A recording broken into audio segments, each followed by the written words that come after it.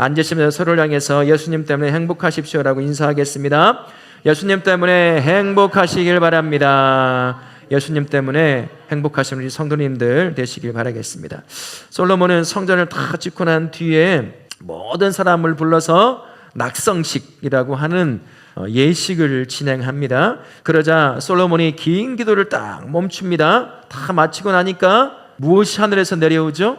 불이 하늘에서 내려와서 하나님 앞에 제사드렸던 모든 제물들을 한순간에 다 태워버리는 역사가 일어납니다. 이게 무엇을 나타내는 걸까요? 하나님이 이 모든 것을 기뻐 받으셨다는 것입니다. 우리 하나님께서 솔로몬이 처음에 했던 모든 것들이 다 기뻐하셨던 거예요. 그래서 다 받으셨다라는 의미가 담겨져 있는 거죠. 하나님을 향한 사람들의 찬양과 하나님의 영광이 그 받으심이 조화를 이루는 것, 이때가 바로 솔로몬이 낙성식을 하고 기도할 때 바로 그때였습니다. 우리가 드리는, 성도가 드리는 모든 예배가 바로 이러한 예배가 되어야 될 줄로 믿습니다. 하나님께 찬송으로 영광 올려드릴 때 하나님이 그것을 기뻐 받으셔서 우리의 찬송과 하나님의 영광이 조화를 이루는 예배, 그 예배가 수요 예배든 이음 예배든 주일 오전 예배든 순예배든 우리가 드리는 모든 예배의 자리에서 우리가 드리는 찬양과 하나님의 영광이 만나는 곳, 그것이 얼마나 놀라운 역사가 일어나는 곳이 되겠습니까? 우리가 드리는 모든 예배가 바로 그러한 예배가 되기를 바랍니다. 아멘. 우리 말씀 한번 들어가겠습니다. 1절부터 10절까지 말씀이죠. 솔로몬 왕과 모든 백성이 성전 낙성식을 행합니다. 첫 번째 질문입니다. 성전에 하나님의 영광이 가득한 것을 본 이스라엘 자손은 무엇이라고 말합니까? 선하시도다. 그의 인자하심이 영원하도다 라고 찬송합니다. 두 번째 질문요. 레위 사람들이 연주한 악기가 만들어진 목적이 무엇이었다고 말하죠? 다윗 왕이 레위 사람들에게 여호와의 인자하심이 영원함을 찬송하려는 목적으로 만들었다. 아버지가 다 준비해 놓은 것입니다. 세 번째 질문. 성전 낙성식과 절기가 끝나고 돌아가는 백성의 마음은 어떠합니까?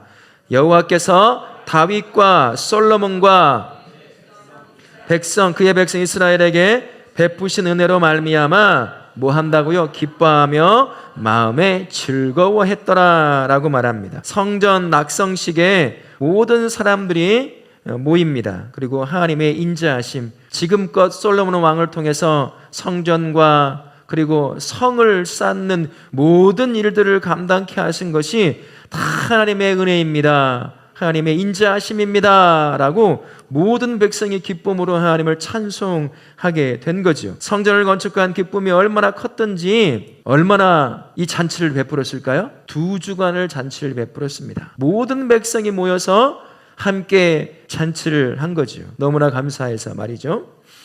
하나님의 인자하심을 끊임없이 노래하고, 악기 다루는 사람들은 악기로 찬송하고, 또 감사할 수 입이 있는 사람들은 감사를 고백하는 그러한 삶들을 통해서 2주 동안 그냥 모든 사람이 모여서 기뻐하는 거예요. 이제야 드디어 성전이라고 할 수 있는 곳에 하나님이 임재하시다니, 우리 안에 그런 은혜를 베푸시다니 라고 하는 그 기쁨이 넘치니까 2주도 못 알았을 겁니다. 가는 그 길에도 그것이 아쉬워서 기쁨으로 이야기하며 갈 수 있을 정도가 되었으니까 말이죠. 지금도 성도를 향한 하나님의 인자하심은 조금도 변함이 없습니다. 더하면 더했지 부족함이 없는 거죠. 연약해서 수시로 넘어지는 성도가 그럼에도 하나님의 은혜로 살아가는 이유가 뭘까요? 매일같이 내 안에 하나님이 아니라 내 욕심을 품고 살아가는 사람, 세상이 좋다고 하면 그게 뭐든 이득만 볼 수 있다면 따라가고 싶어하는 그런 마음과 삶을 살아가는 성도가 그럼에도 하나님의 은혜를 누리고 살아갈 수 있는 이유가 뭐냐는 거예요. 우리 하나님이 나를 향한 인자하심이 있기 때문입니다. 인자하심을 히브리어로 말하면 여러분 들어보셨을까요? 헤세드라고 하는 단어입니다. 그게 우리말로 번역을 해보면 흔들리지 않는 사랑, 확고한 사랑, 변함이 없는 사랑, 이런 의미로도 해석이 될 수가 있습니다. 우리는 수시로 연약해서 무너지는데 우리 하나님은 우리를 향해서 가지고 계신 그 인자하심이 조금도 변화가 없다는 거예요. 내가 무너지건 내가 주저앉건 하나님을 떠나는 것처럼 보이던 내가 바뀌는 거지, 우리 하나님의 인자하심은 조금 더 변화가 없다라는 겁니다. 그 장 그대로에 우리 곁에 서서 언제나 두 팔 벌려 떠난 그 자리를 돌아오기를 바라시는 그 마음을 가지고 계신 탕자의 아버지가 그 모습을 잘 보여주지요. 우리는 연약해서 언제든 넘어집니다. 무너져요. 그래서 우리가 기억해야 될 것이 이겁니다. 우리 하나님이 나를 향한 사랑은 내가 속해 있는 상황, 내가 겪고 있는 삶의 문제, 내가 주저앉아 있는 그 상황, 믿음이 흔들린 그 상황과 아무런 상관이 없다는 거예요. 무슨 말이에요? 우리 하나님은 나를 향해서 가지고 계신 그 사랑이 어제와 오늘 똑같다는 얘기입니다. 문제는 나죠. 내가 수시로 변하죠. 내가 수시로 무너지죠. 주저앉는 겁니다. 문제만 만나면 하나님이 있다 없다, 기도했는데 응답이 없다 있다, 그런 걸로 흔들리고 무너지는 게 나지, 우리 하나님은 여전히 그 자리에 거기에 그대로 계십니다. 그래서 우리가 이걸 기억해야 돼요. 언제나 하나님은 변함이 없이 우리를 사랑하신다는 사실, 그게 우리가 성도라고 하는 우리가 살아가는 삶의 기초라는 것입니다. 그래서 우리는 내가 삶을 살다가 믿음이 흔들려 무너지면 어떻게 하면 되는 거죠? 뭘 하면 됩니까? 내가 살다가 무너졌어요. 죄로 흔들려 넘어졌습니다. 뭘 하면 돼요? 회개하고 돌이켜서 고개만 들면 바로 거기에 하나님이 계신 거예요. 돌이키기만 하면 된다는 거예요. 내가 뭘 다른 걸 할 이유가 없습니다. 할 능력도 없고요. 그냥 무너진 그곳에서 다시 돌이켜 고개를 들어 여전히 날 사랑하시는 그 하나님을 바라보고 그분께 안기면 되는 거예요. 근데 어떻습니까? 좀 무너지고 어렵고 힘들면 불평하고 원망을 넘어서서 믿음을 부인하고 나 같은 것이 구원을 얻을 수 있을까? 뭐 이런 것까지 나아가는 사람이 있죠. 자신을 옛날에 하소연하던 어른들처럼 내가 무슨 죄를 졌길래부터 시작을 해서 그렇게 계속 스스로 아무것도 아닌 존재, 하나님은 나를 사랑하지 않을 거야 라고 하는 영적인 깊은 침체를 스스로 파고 들어갈 때가 있어요. 그렇지 않다는 겁니다. 우리 하나님은 여전히 똑같아요. 그 모습 그대로 내가 죄지어 무너졌으면 깨닫고 회개하고 돌이키기만 하면 주시려고 준비한 용서와 은혜가 여전히 있다는 거죠. 우리 하나님 앞에 나와서 회개하면 우리 하나님이 우리의 죄를 기억하십니까? 기억하지 않으십니까? 어떻게 기억하지 않으실까요? 아예 성경은 뭐라고 돼 있을까요? 동이 서에서만 먼 것처럼. 동과 서가 만나나요? 안 만나나요? 절대 못 만나요. 그렇게 기억하지 않는다고 하셨어요. 그게 우리를 향한 하나님의 인자하심입니다. 그러니 내가 해야 할 일은 한 가지예요. 내가 무너지면 그 자리에서 다시 일어나서 회개로 돌이키기만 하면 됩니다. 그럼 우리 하나님이 그대로 사랑해 주시는 거예요. 여기 혹시 예배드리러 오신 분들 중에 남들에게 말 못할 그러한 연약함 가운데 넘어져 계신 분이 계십니까? 우리 하나님, 내가 하나님 앞에 나아가면 나를 다시 용서하실 수 있을까? 은혜를 베푸실 수 있을까? 그런 의심을 한다면 여러분 기억하십시오. 우리 하나님은 인자하신 분이십니다. 날 향한 사랑, 내가 속해 있는 상황과는 전혀 상관없이 여전히 변함없이 나를 사랑하신다는 것을 기억하시고 우리가 해야 될 한 가지, 회개함으로 그분 앞에 나아감으로 말미암아 그분의 인자하심을 다시 경험하시는 우리 성도님들 되시기를 예수님의 이름으로 축원합니다. 아멘. 두 번째 말씀 봅니다. 11절부터 22절 말씀이죠. 하나님이 솔로몬에게 다시 나타나서 말씀하십니다. 솔로몬이 지은 건물을 성전으로 삼았다고 하시며 하나님이 주신 약속은 무엇이었습니까? 14절에 내 백성이 악한 길에서 떠나 스스로 낮추고 기도하여 내 얼굴을 찾으면 하늘에서 듣고 그들의 죄를 사하고 그들의 땅을 고치리라. 그럼 입을 소리 내서 읽으셔요.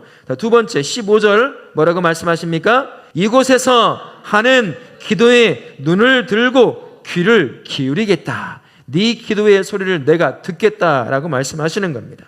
두 번째 질문입니다. 하나님은 솔로몬에게 무엇을 약속하고 계시죠? 솔로몬이 하나님의 율례와 법규를 지키면 이스라엘 왕위를 견고하게 하겠다고 약속하셨습니다. 세 번째 질문, 솔로몬과 이스라엘을 향한 하나님의 경고가 무엇입니까? 하나님의 율례와 명령을 버리고 우상을 섬기면 하나님이 그들을 약속의 땅에서 뽑아내시고 성전을 버리겠다고 경고하셨습니다. 미리 경고했네요. 근데 이스라엘 백성들이 얼마 지나지 않아서 이 경고를 쫓아갑니다. 하나님을 떠나요. 그리고 나라가 두 쪽 나고 얼마 지나지 않아 북과 남이 다 멸망해버립니다. 그래서 하나님 미리 경고해 주시는 거예요. 떠나지 말라고. 나를 떠나지 말라고. 성전은 하나님 백성의 진신된 회개와 하나님께서 하시는 용서함이 만나는 장소가 성전이라고 할 수가 있습니다. 하나님은 죄 지은 백성을 징계해도 성전에서 회개하면 용서하고 고쳐주시겠다고 분명히 약속하셨습니다. 허리를 쭉 펴시고, 졸리신 분들 허리를 쭉 펴시고 정신 바짝 차리시면 좋겠습니다. 그래서 성도는 똑같습니다. 여전히 완벽한 성전 대신 예수님이 계셔요. 우리는 완벽한 성전이신 예수님을 통해서 죄 용서함을 받을 뿐만 아니라 은혜를 간구함으로 그 은혜도 누릴 수 있는 사람이 성도라고 할 수가 있습니다. 예수님은 솔로몬이 만들어 놓은 성전의 완벽한 완성형이십니다. 그리고 솔로몬이 만든 물리적 공간인 성전이 갖고 있는 의미, 그 의미를 완벽하게 가지고 계신 분이 살아 움직이시는 성전 되시는 예수님이십니다. 그래서 이제는 예수님을 믿는 모든 사람이 그분 앞에 나아가면 죄 용서함과 은혜를 받을 수 있는 거죠. 솔로몬의 성전은 누구를 위한 것이었습니까? 이스라엘 백성들을 위한 것이었어요. 이스라엘 백성들만을 위한 것이었지만 우리 예수님은 다르죠. 완벽한 성전이신 예수님은 자신을 믿고 나아오는 모든 자들의 죄의 고백, 회개의 고백을 들으시고 용서하십니다. 자신을 통해서 은혜를 간구할 때 그에게 한없는 은혜를 주시는 것, 그분이 바로 우리 예수님인 거죠. 그래서 우리 예수님을 하나님의 인자하심과 하나님의 용서하심의 극치다라고 얘기할 수가 있는 거예요. 우리가 바로 그 은혜를 누리고 있는 사람입니다. 하나님께서 넘어지면 언제든 예수의 이름을 의지하여 회개함으로 나아가면 우리는 언제든 내가 유대인이든 아니든 상관없이 죄 용서함을 받을 수가 있습니다. 그리고 은혜를 누릴 수 있는 존재가 저 우리 성도라고 하는 존재라는 거죠. 근데요, 그분이 내 안에 계시기 때문인 거죠. 예수님께서 완벽한 성전이신 그분이 내 안에 계시다고 하는 그 의미가 어떤 의미일까요? 그저 내가 죄 가운데 있을 때 회개하면 용서하시고 은혜를 간구하며 은혜를 주시는 그 정도의 의미만 가지고 있는 것이 완벽한 성전이신 예수가 내 안에 계신다는 의미일까요? 그렇지 않습니다. 성전이신 그분이 내 안에 계시면 이제 내가 어떤 사람이 되는 거죠? 내가 살아 움직이는 성전이요 교회가 되는 겁니다. 이게 어떤 의미일까요? 여전히 똑같이 그냥 하나님이 주시는 용서함을 받고 은혜만 누리는 그런 존재라는 의미일까요? 아닙니다. 내가 세워진 그 자리, 가정이건 직장이건 학교건 학원이건 성전된 나로 인해 성전에서 이루어지는 죄 용서와 은혜의 베푸심의 역사가 내가 세워진 그 자리에서 살아 움직이는 성전이요 교회인 나 때문에 그곳에 하나님의 용서함이 흘러가게 되는 거예요. 하나님의 은혜가 나를 통해 흘러가게 되는 거죠. 이제 우리는 그런 사람인 겁니다. 그저 1차원적으로 죄 용서를 구하고 용서함 받고 은혜를 간구하면 은혜만 누리는 존재가 아니라 이제는 그 용서함과 은혜를 흘려보낼 수 있는 특별한 존재, 그 존재가 바로 성도라고 하는 사람이에요. 여러분 세워진 자리가 그런 자리라는 거예요. 여러분이 세워졌기 때문에 그곳에 하나님의 용서함이 가득 채워져야 하는 것이고 그곳에 하나님의 은혜가 가득 채워져야 한다는 것 기억하시고, 우리 교회도 마찬가지죠. 이 지역의 아픔을 품고 죄 용서함을 위해 간구함을 말미암아 이 지역의 죄 용서함이 우리를 통해서 하나님의 용서하심이 흘러가는 교회가 되어야 한다는 거죠. 그리고 이 지역에 우리 교회를 통해서 우리에게 허락하신 은혜가 있어요. 그 은혜를 이 지역에 예수님이 믿는 사람이건 안 믿는 사람이건 상관없이 그들에게 그 은혜를 흘려보낼 수 있어야 한다는 거죠. 그저 우리만, 나만 위에 존재하는 게 아니라는 것입니다. 이 여러분이 세워진 자리, 남은 3일간 동안에 여러분이 세워진 그 자리에서 살아 움직이는 성전으로서 살아감으로 말미암아 내가 누렸던 죄 용서함의 은혜와 하나님이 주신 풍성한 그 은혜를 흘려보냄으로 말미암아 여러분이 세워진 그 자리에 하나님의 용서하심과 그 은혜가 풍성히 머무는 그러한 삶을 사실 수 있기를 바라겠습니다.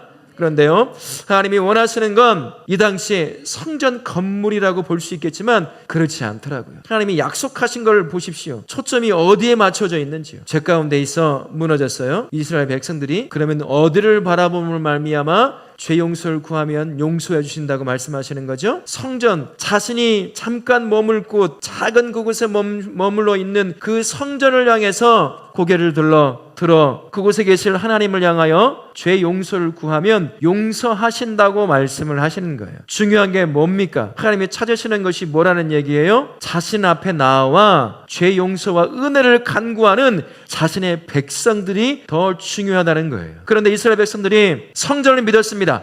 그곳 하나님이 계시겠지라고 하며 그 성전을 향해서 죄 용서와 은혜를 간구하기는 했어요. 하지만 어느 순간부터 삶과 성전 앞에 나아가는 삶이 굉장히 차이가 나기 시작한 거죠. 성전에 나아가기 전에 삶의 대부분의 시간을 보내는 삶의 현장에서 성전에 나아가 용서함과 은혜를 받았던 그 삶이 희박해지기 시작하는 거예요. 자기가 원하는 대로, 자기 욕심대로, 죄된 욕망이 요구하는 대로 살아가다가 어느 날 이제 하나님 앞에 나아갈 때가 된 거죠. 1년에 한 번씩, 또 때로는 마음의 양심에 찔려 그래서 이제 제사를 드리러 용서함을 구하러 나아가는 겁니다. 이게 반복되다 보니 어느 날부터는 이제 연약함 때문에 무너지는 것이 아니라 연약함을 빌미로 삼아 내가 원하는 삶을 사는 거예요. 그리고 그 앞에 가서 제사 드리며 그 형식적으로 죄 용서함을 구하며 내가 이제 화목제를 드렸으니 용서함 받았겠지라고 하고 돌아서서 다시 삶의 현장으로 나아가 어떻게 살았다는 얘기일까요? 그냥 자기 욕심대로. 그래서 이스라엘 백성이 망한 겁니다. 하나님이 성전에서 떠나버렸어요. 빈 공간이 돼버리고 말았습니다. 하나님이 존재하지 않는 곳, 겉만 화려한 성전으로 남게 된 거죠. 결국은 그것도 다 무너져서 없어져 버리고 만 겁니다. 성도도 굉장히 비슷해요. 하나님께서 거하실 수 없는 그런 상태에 놓일 때가 있다라는 겁니다. 살아 움직이는 성전이요 교회인데 이스라엘 백성들이 그랬던 것처럼 삶과 성전 앞에 나오는, 하나님 앞에 나오는 그 삶이 굉장히 차이가 나기 시작하더라는 겁니다. 처음 예수님을 믿게 되면 그때만큼 삶이 일치가 일어날 때는 없어요. 처음 예수 믿었을 때 여러분 기억나십니까? 모든 게 은혜요, 기쁨이요, 즐거움이었죠. 말씀만 들어도 눈물이 나요. 지금 어떻습니까? 기도하면 눈물 나나요? 말씀 들으면 눈물 납니까? 성경 암송하면 눈물 납니까? 얼마나 우리의 마음이 굳어졌는지요. 그리고 예배를 드리러 옵니다. 그런데 삶은 내가 마음대로 살아가요. 내가 원하는 대로 살다가 그래도 예배를 드리러 옵니다. 그리고 예배 드리기 전에 기도하죠. 회개하죠. 그리고 예배 드리고 다시 문 밖에 나아가요. 그러면 예배 드리러 오기 전 그 삶으로 또다시 돌아가기 시작하는 거예요. 그래서 어느 순간부터 하나님 앞에 나와서 회개하고 예배드리는 것이 그냥 내 마음 편해지기 위한 하나의 종교 예식으로 끝나버리고 말 때가 많다는 겁니다. 그런데 하나님이 경고하셨죠. 그런 삶을 살면 어떻게 하신다고 경고하셨어요? 성전을 떠나버리겠다고 말씀하셨거든요. 지금 하나님이 거하시는 성전은 어디입니까? 어디예요? 오른손으로 가르쳐 보세요. 저 사람이 아니라 형식적인 사람으로 살아가기 시작하면 어느 순간부터 내 성전된 내 안에 하나님이 거하시기가 참 거북스러울 때가 온다는 거죠. 그러나 우리는 습관적인 삶을 삽니다. 그러다 보니까 습관을 쫓아서 종교 예식을 계속 쫓아가요. 믿음이라고 하는 것은요, 종교 생활이 아닙니다. 예수 믿는 삶은 어떤 삶인 줄 아세요? 그냥 삶이에요. 일반적인 종교는 어떻습니까? 종교적 예식이 굉장히 중요해요. 물론 기독교도 종교적 예식이 중요하죠. 그러나 그와 똑같이 중요한 게 뭐겠습니까? 우리의 삶이에요. 여기에서 예배 드리던 여러분의 얼굴과 삶과 언어와 이 모든 것이 내가 세워진 삶의 자리에서 똑같이 드러나는 거예요. 여기서는 굉장히 좋은 말, 예쁜 말을 해요. 문 밖에만 나가면 입에서 욕이 나와요. 그러면 같은 삶을 살아가는 걸까요? 다른 삶을 살아가는 걸까요? 아시잖아요. 다른 삶을 사는 거예요. 차만 타면 이제 예배 드리고 아마 그런 분 계실지 몰라요. 예배 드리고 차를 끌고 가야 할 분이 계시면 이제 누군가 갑자기 끼어들거나 급브레이크를 밟으면 습관처럼 여러분의 입에서 나오지 말아야 할 말이 나올지도 모르겠어요. 우리의 삶이 그럴 수 있다는 겁니다. 그런데요, 성도가 살아가는 신앙생활은 종교 생활이 아닙니다. 그냥 삶이에요. 종교 생활을 하다 보니까 그래서 성도가 욕을 얻어먹는 것이고 성도가 모여있는 교회가 욕을 얻어먹는 거예요. 성도의 삶이라고 하는 것은 교회에서 하나님을 예배하던 그 삶의 태도가 그대로 나에게 주어져 있는 세우신 삶의 현장에 그대로 드러나는 것입니다. 그 안에서 예수 이야기하고 교회 이야기 한다고 해서 드러나는 것이 아니라 그냥 삶의 태도예요. 그게 하나님 앞에 나왔던, 지금 여러분이 나온 이 태도가 그대로 삶의 현장으로 나아가는 것이죠. 그래서 그렇게 살아가니까 성도가 성전된 삶을 살아가게 되는 것이죠. 물론 우리는 연약합니다. 넘어져요. 그래서 하나님께서 회개의 길을 열어놓으신 겁니다. 여전히 인자하신 그분이 기다리시면서 넘어진 그 자리에서 다시 돌아서서 자신을 향해 돌아오게 하셔서 다시 일으켜 또 성전다운 삶을 살게 만드시는 거죠. 그러나 우리가 알아야 될 건 우리의 삶이 교회 안에서 예배드리던 여러분의 그 모습, 이 모습 그대로가 여러분의 가정 안에 가서도 그렇고 직장 안에서 가서도 그렇고 학교와 학원에서도 똑같이 드러나야 되는 것, 그게 성도의 삶이라는 것을 기억하실 수 있기를 바랍니다. 그게 바로 성전된 성도가 살아가는 삶의 모습이다라는 것 기억하시는 우리 성도님들 되실 수 있기를 바라겠습니다. 다시 우리가 삶의 현장으로 나아갑니다. 하나님이 계시는 임재하여 우리와 동행하시는 살아 움직이는 성전으로, 살아 움직이는 교회로 우리가 세워진 삶의 자리로 나아가게 되는 거죠. 여러분, 그 자리에서 오늘 예배드렸던 이 마음과 이 태도가 있을 거예요. 그것 가지고 살아가는 겁니다. 내가 하나님을 예배했던 이 마음이 있죠. 이 얼굴, 이 눈빛, 이 마음, 이 생각, 이것을 가지고 주어진 그 자리에서 살아가게 되는 겁니다. 그렇게 살아가게 될 때요, 성도가 성전다운 삶을 살기 시작하는 거죠.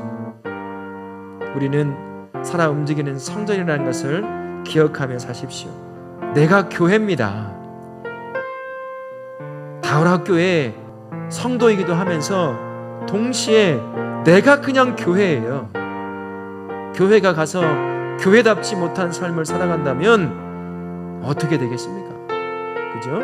교회라는 것을 기억하시고 삶의 자리에서 하나님을 예배하던 그 태도를 가지고 여러분 살아가실 수 있기를 바랍니다.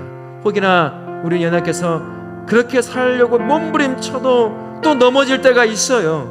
연약하니까. 여러분, 그때는 어떻게 해야 될까요? 회개함으로 돌이키면 돼요. 그럼 우리 하나님은 어떻게 하십니까? 그 인자하심으로 다시 품어주셔요.